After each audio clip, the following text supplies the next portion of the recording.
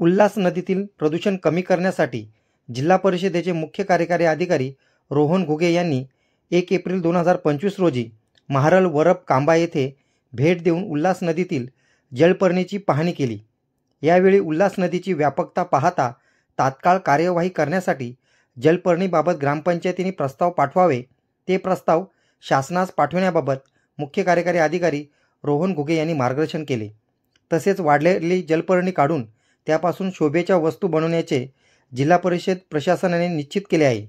यासाठी महिला बचत गटांच्या माध्यमातून शोभेच्या वस्तू बनवण्याचे कामकाज करण्यासाठी विशेष प्रशिक्षण देऊन कामकाज करण्यात येणार असल्याची माहिती जिल्हा परिषद मार्फत देण्यात आली आहे। यावेळी जिल्हा परिषदेचे मुख्य कार्यकारी अधिकारी रोहन घुगे यांनी सांगितले की वीड टू वेल्थ हा प्रकल्प आम्ही सुरू करणार आहोत। या अंतर्गत वीड म्हणजेच जलपर्णी ही नदीतून काढून त्या सुकून त्यांचे रूपांतर शोभेच्या वस्तूंमध्ये केले जाईल। यासाठी महिला बचत गटांना प्रशिक्षित करून हे काम दिले जाईल। या शोभेच्या वस्तू विकून महिला बचत गटांना उत्पादन मिळेल।